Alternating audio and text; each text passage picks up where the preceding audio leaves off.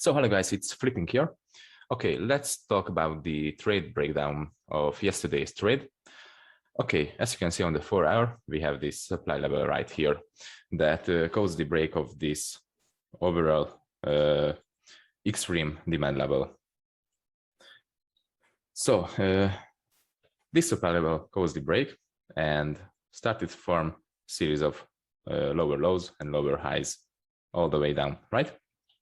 This was the last break of structure right here, and this was the last supply level. We broke through that level with this move, and we changed character here, and this was the demand level, the 4 hour demand level that changed character.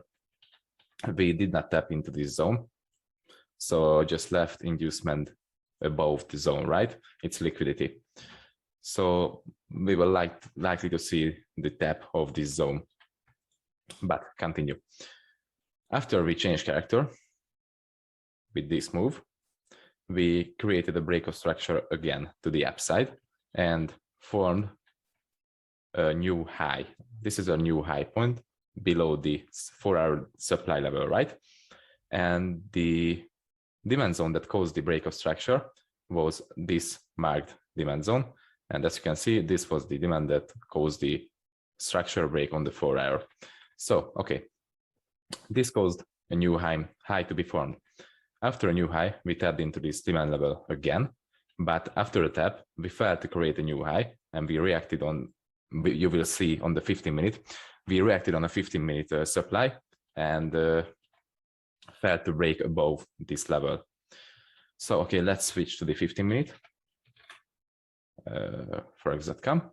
Okay, so on the 15-minute, and yes, I use UND for the 4 hour analysis, and I use Fارکس.com for the 15-minute and 5-minute and 1-minute analysis. So I use 2 different databases. Okay, let's continue. This was the 4 hour demand level that caused a new high. After that, we tapped into this level and failed to create a new high, but let me just zoom in real quick. Okay, after the tap, we started to create higher highs and higher lows, and finally we created this demand level that caused the order flow that changed character on the upside. So demand was strong enough to change character, but it was weak to break the last high point. So after this, I said in the group that if this demand level will hold the price, then I'm expecting the 4 hour supply, this supply level, to be tapped. Sorry. So yes, I said it on Monday, maybe on Tuesday. So yes, this demand level did hold. This was the Asia session consolidation. And after the Asia session consolidation, we formed a new demand level. This is the 5-minute demand level that matches with the 15-minute wick. So this demand level caused the change of character again on the upside. As you can see, the structure was bearish coming down, creating a series of lower lows and lower highs. And this was the last lower high. And this demand zone caused the break of it, so change character to the upside. And after the change of character, here comes the trade breakdown. I was expecting the price to tap into this level, this zone again, and it happened. It exactly happened as I predicted. Tapped into this zone. I said in the group that you have to wait for the confirmation entry, so for flip or change of character again on the 1-minute time frame to enter the trade, right? So let's switch to the 1 minute.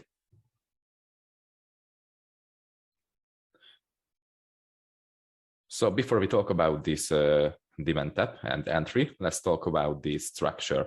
As you can see, the structure was bearish on this area, right? Creating a series of lower lows and lower highs. But we tapped into some sort of demand right here. So this was some demand, some random 1-minute demand maybe. So after the tap, we changed character here, right? The character was changed and we started to form higher highs.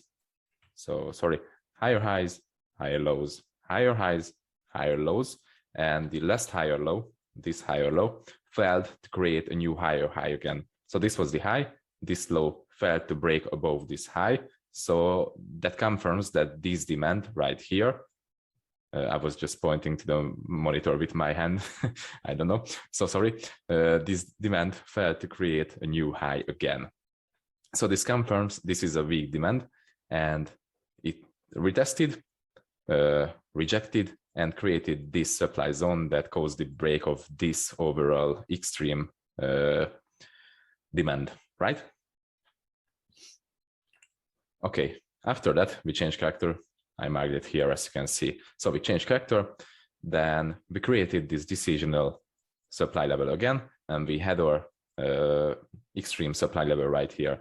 The extreme was the TP point, and the decisional was the second entry point. So this is the second entry. Okay, after the demand tap, you know, the 50-minute demand tap, this was the 50-minute right here. So after the 50-minute demand tap, we had our strong rejection. As soon as we tapped into this level, we rejected immediately, right? And if I just zoom in, you will see that this supply level was the one that tapped us into this demand zone. And after the tap, rejected and came straight up to this supply level, right? And after we tapped into the supply level, we rejected again and failed to create, failed to break above this supply here, right? And it was struggling to break above with these candles. So wiki shitty behavior, but the final and the last break, last push came into the market with this candle. It created inefficiency above, break above this supply zone. So this confirms this is the flip. This is our flip level. This is our flip demand. This is the demand level that flipped or less supply, right? It's straight up in the PDF. You can read about it. Sorry. Yeah.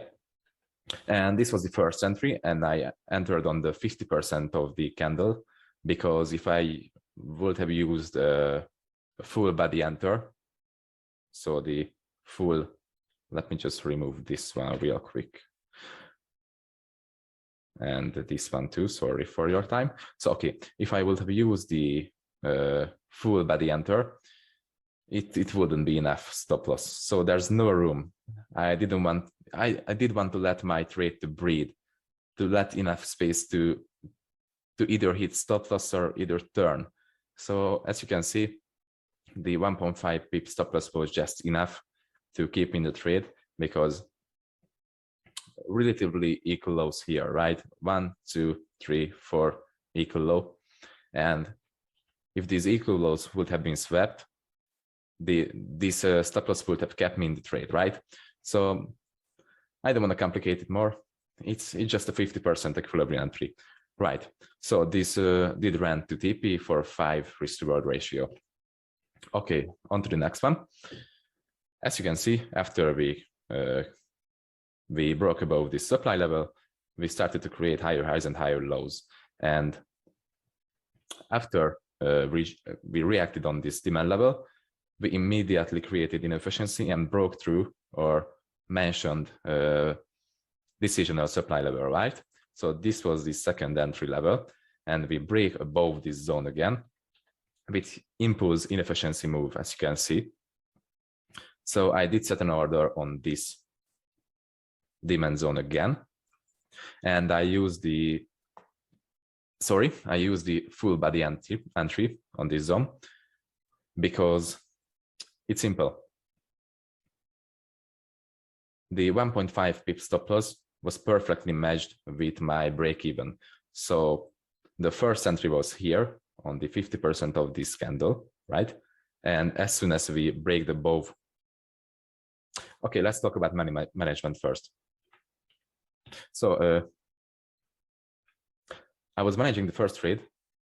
So I tapped in, created a new high. And as soon as this high broke, I managed my stop loss to break even.